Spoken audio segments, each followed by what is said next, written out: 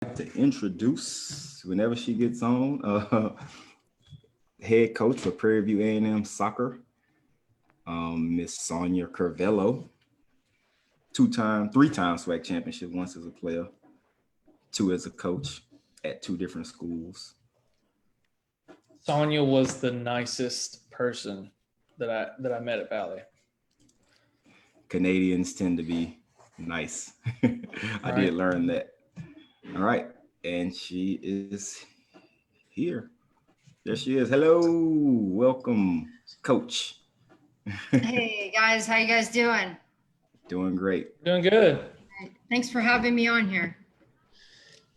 Yes, we're very excited to have you on. Very excited. Our first official interview, right? Yeah, it is.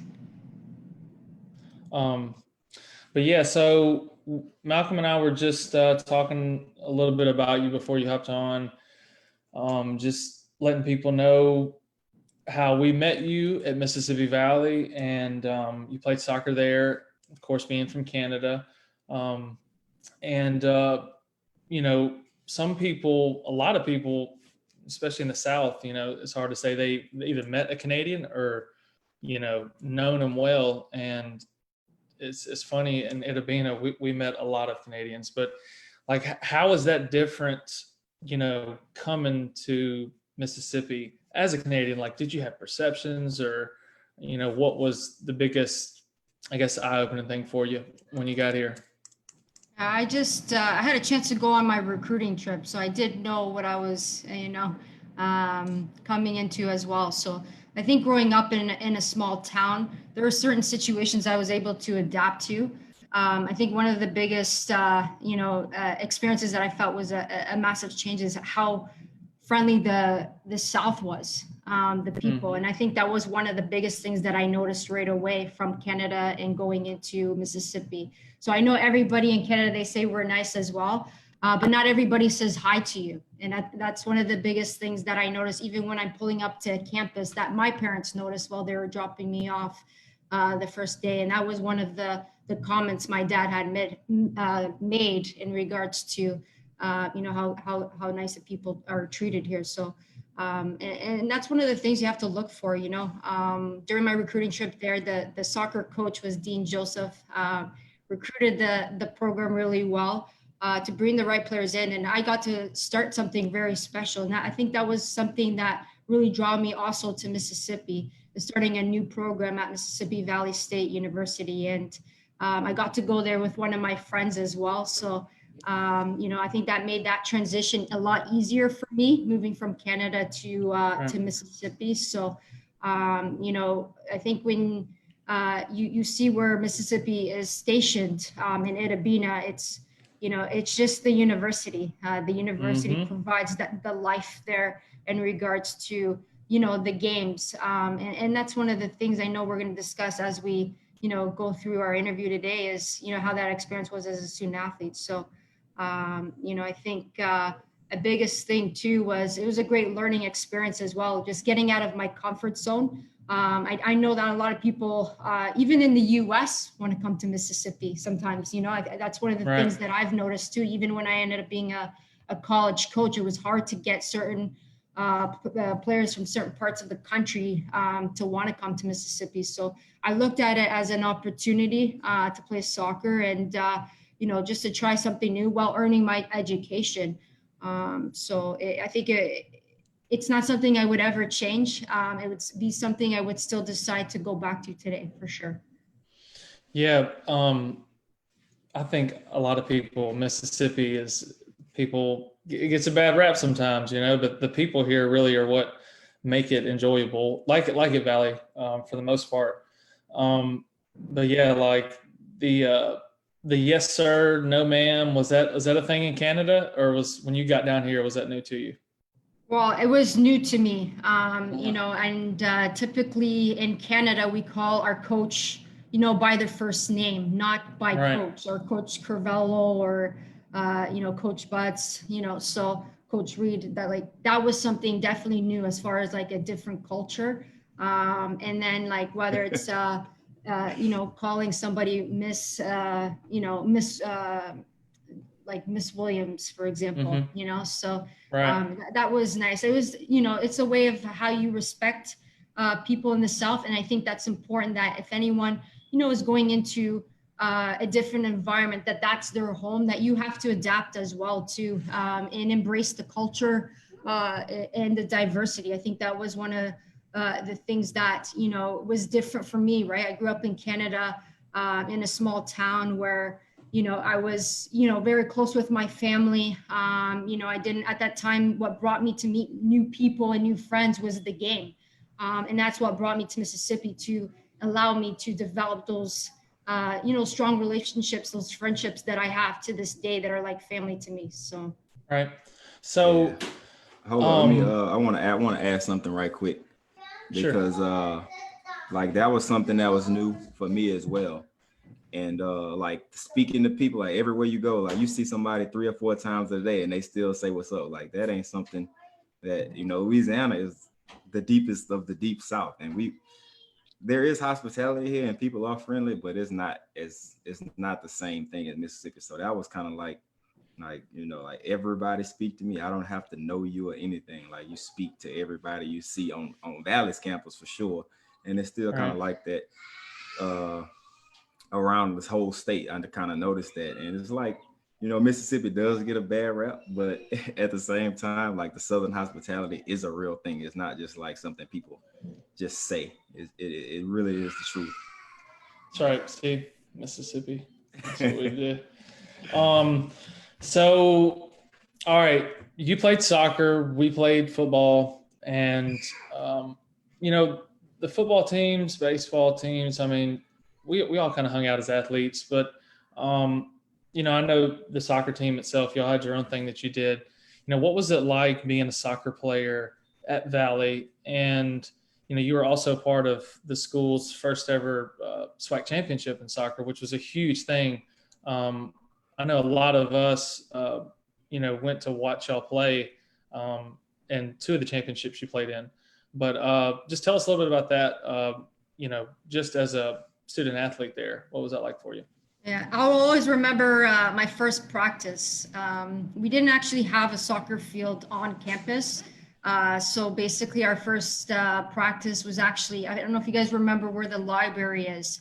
There was like a patch of grass there. So that's where we trained our first practice, playing a little scrimmage. So, we had to, like, our coach had to be creative in finding locations for us to be able to train. But that is my first memory too, is being able to play there. And then we also trained over by the football team, or where the football team used to practice as well. So there is a patch of grass there. Do you remember? You guys remember? Hideaway. Yeah. Y'all used to practice the field that was in worse condition. Exactly. Yeah, and Blanco and I would be kicking field goals and like punting them. They'd be balls would be rolling into y'all's drills and stuff. Dean would get. Y'all was doing that on purpose. They was doing it on purpose, nope. Sonia, no doubt about it. 100%. Yeah. So that's where we prepared, and I think, just looking back, it's incredible, right? Like, I look at, even what I have at Mississippi, what I had at Mississippi Valley when I was coaching there, to now what I have at Prairie too. It's incredible. Like, I actually haven't shared that story with my current players right now, but I think, when I take them back, I want to actually show them exactly where I started my first practice. And I think one of those biggest things that we have to understand is sometimes you have to, utilize the most that you can with the resources you have available to be successful. So I think one of the things is, we didn't have the best soccer field in the country or even in the conference. That, it didn't stop us from wanting to go to training. It didn't stop us from wanting to compete and try to win, a SWAC championship. So I think it gave us more of a fire and a will to, we had less, but we still had more in our hearts because of, the different things we had to go through where another program may not have to, so. Yeah, I hear, like, coming from us, when we hear athletes complaining about benefits and, how nice their weight room is and all these upgrades, and Valley really improved their facilities and their campus and, the dorms after we left. Like, but I feel like it was those core years from 2000 to '08 that really kind of set Valley up financially, because we were successful in a lot of Yeah, sports. in all the sports basically. And we had a lot of athletes in that time too that went on to play professionally. Sonia, you were one of those athletes, on the soccer field, and you played for the Portuguese national team. Which, Reed, I know you can't understand this because you're not a soccer guy, but to play for your national team is the utmost, Time out. Time out. okay, I get it. Like, don't underestimate my love and appreciation for the game of soccer. Like, okay, yeah, okay, my okay, my boy Malachi is at soccer practice last Saturday, and he gonna be there again this Saturday. And he really like one of the okay, best ones out there. So right. like he using the left and the right foot already. Who he learned it from his dad too. So Okay. But I've only known one personal, friend, Justin Mapp here from Mississippi, that went on to play professionally for his national team. So, Shout out to Matt. Sonia, what was that like playing for Portugal, and then also playing professionally in Spain before you decided to get into coaching? It was an incredible experience. It was definitely one of the most, memorable experiences I've ever had in soccer. So I'll never forget, just that first communication with the head women's soccer coach, that invited me for a 3-day trial, just to obviously have a chance to see if I would be a fit for the national team. So, did my three-day trial, and then I was invited to an international friendly game against the Wales. So, I played forward on the national team, and I think one of the biggest moments is just stepping on the field and watching growing up watching the Portugal national team play. I only watched the men's side, right? You didn't get to watch the women's side growing up, so it was definitely always a dream of mine, and I know my parents are really proud as well. So, Sure. I think you put all of those things together and all the dreams that you wanted to achieve since you're a little girl, and stepping on the field, I felt all of those emotions. So incredible moments, and got to play for the European qualifying matches as well. So that was definitely an incredible experience. I love Portugal. It's a beautiful country. That also has beautiful people too. Like the food is amazing as well. So just from that experience, I got the opportunity to play and sign a professional contract with a team out of Spain, which is in the top league. So I had some adversity there actually. In Spain, I didn't speak Spanish. So I speak Portuguese. So that was like a language barrier within my teammates. Most of them were from Spain. We had about 2 Brazilians on the Brazilian national team as well, that played for the professional club team as well. So I was lucky to have another actually American Portuguese there as well, who spoke English. She was the only teammate I had that spoke English. She didn't speak well Portuguese, but she tried. So she actually played with me on the Portugal national team as well. So that was an incredible experience as far as going on that journey and meeting somebody you've never met from the US when I spent 4 years. So she played at Rutgers Division I soccer as well. So oh wow, nice. So that was pretty cool. And then just traveling over Spain and just like getting paid to play, so right. The dream. It's just incredible. Right. So and I think that those are lessons that I've continued to try to learn and grow too, is whenever you come into a different country or a different environment, is doing your best to adjust and adapt to and to learn. I think that's the biggest lesson that I've took from playing soccer in 4 countries, and I think that move to Mississippi was the biggest foundation for me to be able to do and go to Europe to play.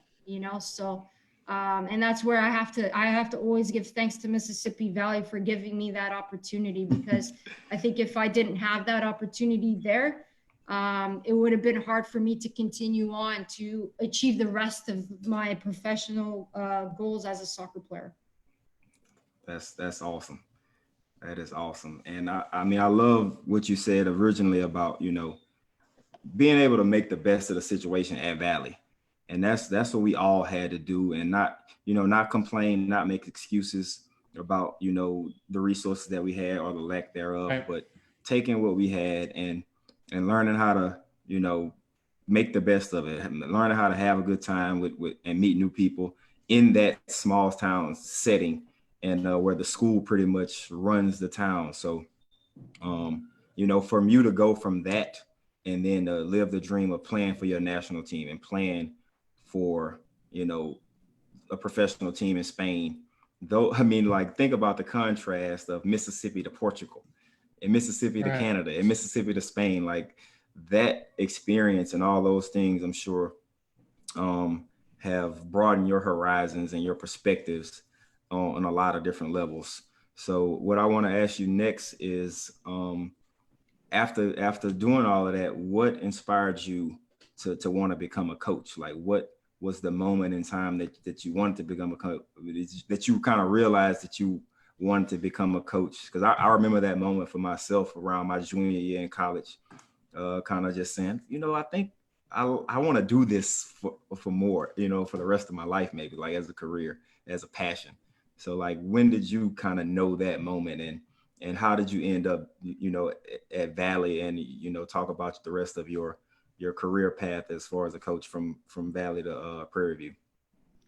The first time it crossed my mind about coaching was literally on the ride home on the bus from Alabama A&M at our last game, my senior year. So Mm-hmm. I remember sitting with my coach too and just having that conversation. But that was the first time it like popped into my head.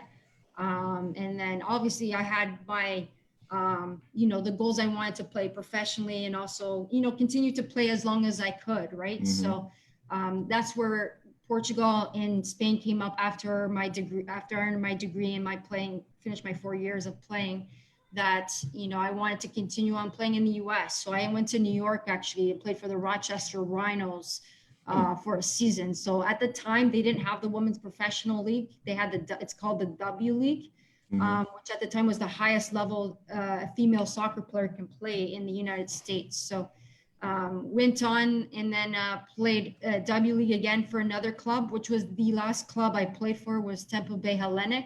It was a great experience there too. I had, a great coach, a great mentor that, I actually wanted to be a coach like him someday. And I think he was also a big influence in, getting into coaching as well. So, as opportunities, came up, I remember even my college coach calling me about, just a possible assistant position. This was months before I started at Mississippi Valley. So, and then I was actually in interviews for assistant coaching positions at other Division I schools in the country.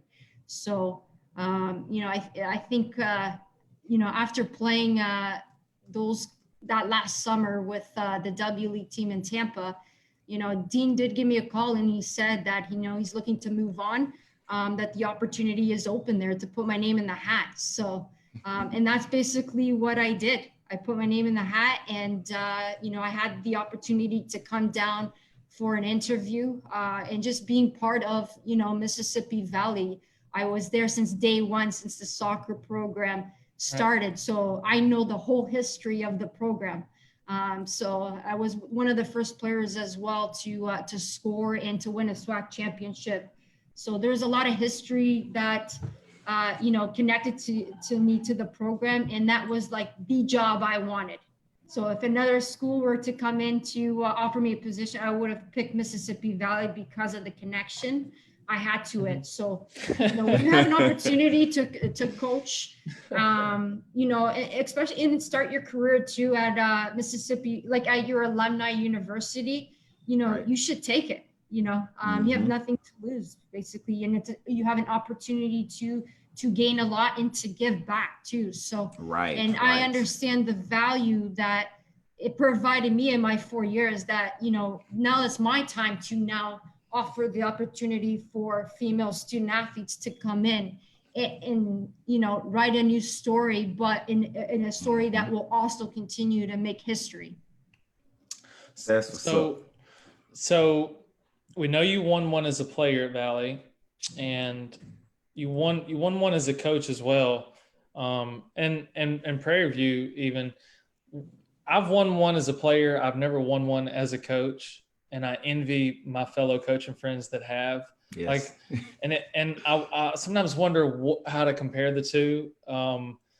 But I think winning it as a coach, there's always that joy to know that like you help be a part of that for your players. It's not even really for you.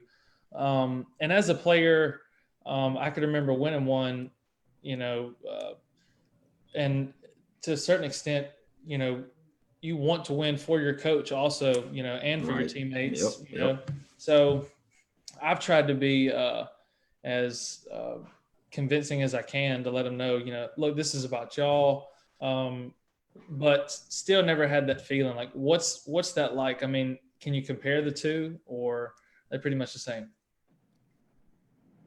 Well, for me, winning my first one as a head coach was in 2012, and it actually my first recruiting class ever in my history of coaching was juniors that year. So, wow. We were actually in the finals 2 years before that year that we won. So, it was such an important moment for our program, but it was for the players. Like, to me, when I saw my players like work so hard because they were so close the last 2 years, and for them to, even stepping on training before the preparation into that moment, they weren't going to let that one slip. And that was one of those biggest moments that I could remember, is just watching my players really celebrate the hard work that they put in. And the reward was, the championships, but it was the process as well too, that I also enjoyed the most, and the process it's the growth.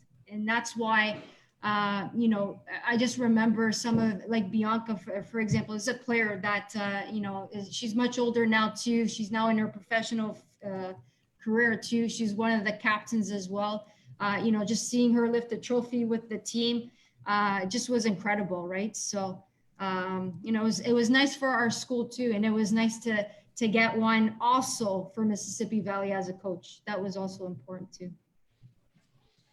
All right, that's so me personally, I have never won a championship on any level except like YMCA basketball, and I was like 10. We went undefeated and finished first place in that season.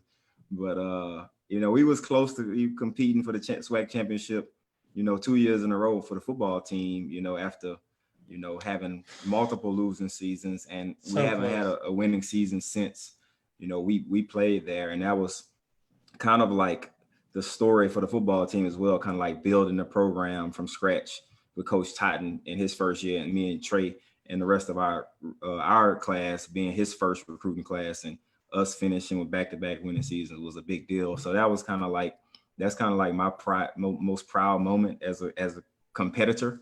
So I can only imagine.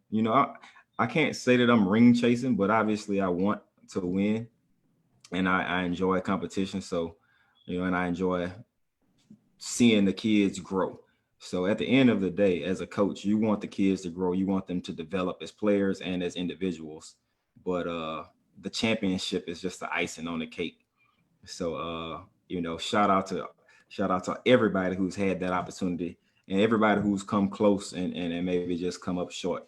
So Sonia, I wanna hear you talk a little bit more about just your process as your philosophy as a coach. And you shared some stories with us before about that year that y'all won at Valley, that as a player, kind of the adversity that y'all had to face, and how that has inspired you and motivated you in your coaching philosophy, and what approach you take now to get your players ready to play.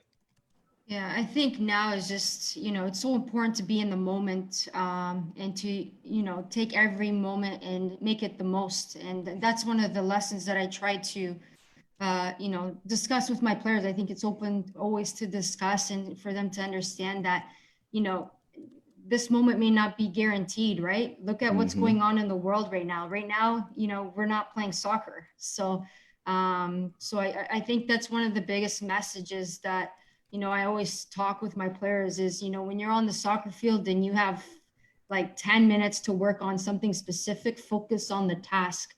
And that's one of the most important things, because there's so much things going on outside of outside of our lives as well too, because you're not just players aren't just student athletes, and I understand that, right? So it's helped me to really shape my coaching philosophy, because it's about development. I know when they come to university, they talk about results, performance, which are key parts as Mm-hmm. well too. But understand that, this is the first time a freshman's coming in away from home. So they're going to deal with certain things that are a little bit different, compared to a player who's now returning their sophomore, junior, and senior year. So it's basically understanding your players, knowing who they are as individuals, and also as players. Those are two different things. So, and that's one of the things that, I've changed, especially in the last few years too, of how important it is to build that connection with your players. Because when you build that, there's that trust that, you work with, and that's what is the game changer. And that's why I think I've had so much success in the last year as well too. So it's not a one way. You can't, it's not old school where, the coach tells you what to do and you go ahead and do it. There has to be always a why now, and so that they can see the whole picture. And we have to adapt as people and as coaches too, to the constant change in the world, and then also in our sport, and also in the kids that are, growing up through different households as well too. Mm-hmm. Some kids might not have what another player had growing up as far as resources or other opportunities. So it's understanding that as a coach. And I think that's one of the biggest things I've changed, especially as I develop as a coach and as a person too. That's improved my coaching philosophy and my working relationships with my players, as well as my coaching staff. So support is critical from any coaching staff that you have towards your players too, especially with you talk about adversity challenges. Yeah, I went through a challenge, not just me, my whole team, not having a coach for a part of my junior year.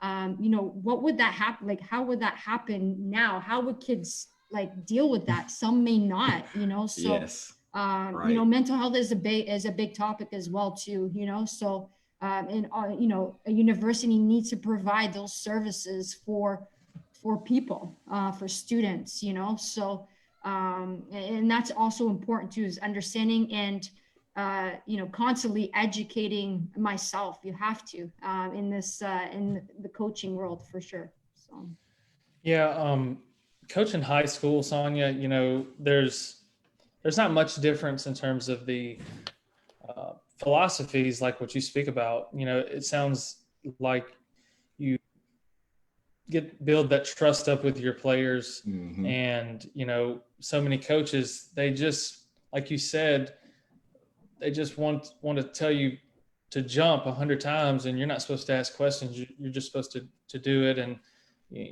sometimes that approach works, but it's like you said, if the kids trust you, and they believe in what you speak to them is the truth, and they know that you have their best interest at heart ultimately, um, you can get them to do Mm-hmm. great things, like winning championships, and you've been there as a player, and I know that a lot of players respect that aspect. I always enjoyed playing for coaches who I knew had been in the same situations I had, as a player.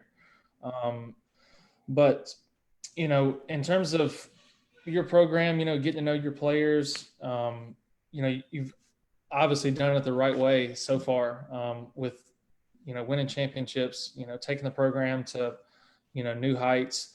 Um, I don't want to say you've painted yourself into a corner so early. You know, you win a championship early, but like what are your goals now? I mean, you hoping to just to take over the SWAC and go on a run here? You know, how do you prepare your players after already winning championships to, you know, get that hunger back and to find that something new to look for? You know, I think one of the things that I talked to my players, I remember landing in Houston after our NCAA tournament, was the message about closing the gap between us and the best teams in the country. So right now we are sitting as the #1 HBCU women's soccer program in the country right now. So, but I want the players to understand that, you know, we're still not at the top, you know, and to keep them hungry. And I think one of the biggest things that is disappointing is when you get into that first round. Yeah, it's great to be there, but you want to compete, you want to get results. And I think that's the biggest message that I sent to the girls. And, you know, the way they were training this past spring and the spring that we had was incredible. So, and adding more talent, more strength to our team in 2020, this academic year. So, you know, no team has ever won 3 consecutive SWAC championships for women's soccer. So that is the message that we're trying to go for. Only 2 teams have won back-to-back, Alabama State and Howard. So, you know, and I know where our players' are minds, and not just hearts, but what they want to. This isn't just something I want. This is something they want as well too. So, and that's what I look for in, you know, even in the recruiting process as well too. You know, have they won championships in the past? You know, I think those are key factors too when you're looking to find the right people to fit your program as well. So that they're going to continue to challenge and using, you know, daily competitive games that I do within our training, but also what we also do outside of the field. There's a lot of work that we do in the, we call it, it's not the roundtable, we call it special topic meetings, where we can discuss certain scenarios of what could happen within, not just within the game, but also, you know, how teams become great. You know, you look at leadership qualities, you look at self-belief, self-discipline right now, and that's part of our core values. And one of the biggest core values we have to go into this year, because of everything that's going down right now, is being self-disciplined in working out on your own. It's a lot easier when you have your coaches, when you have your strength and conditioning coaches there, you know, to push you a little bit further. So, you know, that's kind of the biggest thing that we've already touched on in the spring, before everything started happening around the world. That, you know, let's see. I haven't seen my players yet. In a couple of weeks, I will be seeing them on campus. And from there, you know, we'll see where we move forward from there. But it's to take a step by step, day by day as well too. And a big message that I did this year was, I called it the countdown mission. So basically, it's a little secret. I don't know if I should put it on here, but it's good for them to stay focused. You ain't gotta put all your stuff out. Yeah, it's important to have daily reminders for the players to visually see, so that they can work towards a goal, and they visually need to see it. So, and that's a big thing that also helped with us too. So. Nice. Wow. Yeah. Well, thank you for sharing all that. That's kind of like everything that you really would want, you know, to hear from a coach. Like, you know, make it about the players first. You know, don't just force feed everything, but work together. You know, and that's kind of how, you know, like my philosophy isn't much different.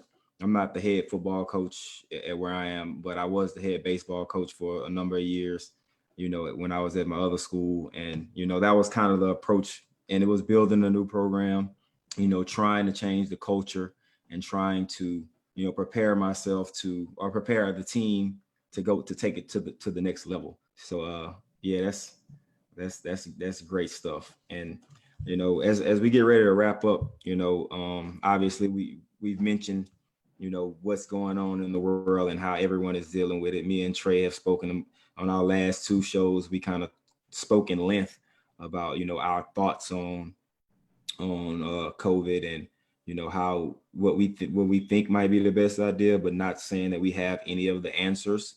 And my team that I'm coaching football right now, as we preparing for the fall, we have different protocols that we do, but we've been practicing all summer, and we preparing, like, when it's time to line up and play ball, we'll be ready. So we've been following the SWAC pretty closely, but I wanted to give you a chance to kind of talk about what Prairie View and the rest of the SWAC has going on as far as COVID goes.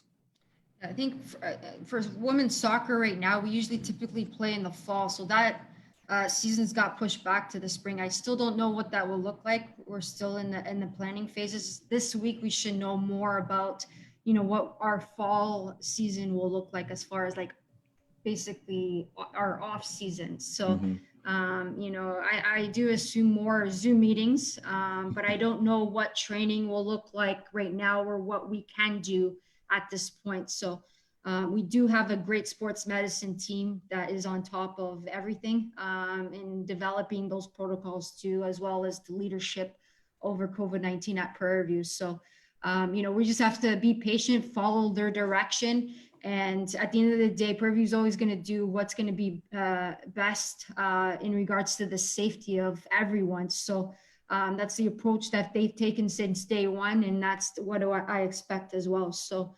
we just have to adjust and adapt to whatever comes our way, and plan accordingly. I think right now, I like to plan. Like right now, I'd actually be in preseason doing the Right, two-a-days. like we are. I'm waiting here patiently as well, but it is what it is. You can't force. This isn't something you can force. This is something that we all have to, adjust to. And that's one of the biggest things I talked to my team this past year, even when we're going through season, is being able to adjust and adapt every week to different competition, different scouting reports that we had to share with our players. So, we've prepared them certain situations to, adjusting and adapting every day to, certain things that are uncertain, right? So, we do have to lead by example and set the right example. So if you need to be wearing face masks, you should be wearing face masks. Right. I mean, Wear the mask. as a coach, I couldn't imagine my season getting pushed back, much less, people don't sympathize for all these softball and baseball players that were supposed to play their senior season. These coaches and that have put so much time into it, families, parents. Sports are definitely a very large part of our culture here within our high schools. And, I'm just happy that we're able to still play it here, and they'll allow us to, keep moving on, and hopefully more people won't be affected. We've already seen a lot of colleges have shut down, a lot of sports programs, Mm-hmm. soccer being some, and some sports have been pushed to the spring, others have been shut down. So there's going to be a lot of athletes that we're hoping to play this year that aren't going to be. So there's definitely a change coming with, college sports, high school sports, due to this whole pandemic that's happened. But I'm hoping that things can just keep getting better, and like you said, wear your mask if that's what they want us to do. And hopefully that'll help, slow the spread, and maybe they can find a cure sooner than later. So definitely, like I said, Sonia, I've appreciated talking with you this evening. And Malcolm, I didn't know if there's anything you wanted to add to it. Yeah, I would like to say, how much we appreciate you coming on, taking time out of your schedule to join us, and just have this discussion and share some stories and some history, and update everybody on what's going on with you. We're very proud of you for all the things that you accomplished representing, Mississippi Valley State the way you do, even though you're coaching at Prairie View. Shout out to Prairie View as well. But you recruited a girl a young lady that, went to McKinley High School. They end up going to Mississippi Valley. So, when you got that job, I was like, if I ever see a young lady who I think would, be worthy of doing that, I would let you know. And that worked out. So, I'm still on that. And if there's anybody who any way I can help you, push your career forward, finding players or whatever the case is, we got you back. So thank you again, and best of luck. I hope everything works out, for you guys and your team and the school and the SWAC as a whole. Thank you. I really appreciate you two having me on here tonight. So I've really enjoyed, just talking about the history. And, it's nice to see you guys still tight as friends too. I think that's important, seeing you guys in college and look at us right now, so Right. it's pretty incredible, Right. right? So those relationships, you continue to to grow, and it doesn't matter. Like, we could spend years not, seeing each other, and if we see each other, it's like we were still in college at Mississippi Valley as far as our connectness, right? So, Absolutely. Right. and that's important though. But I appreciate you guys. Take care, be safe, and good luck during this academic year. Okay. Thank you, Sonia. We'll be in touch. Bye, guys. All right. Take care.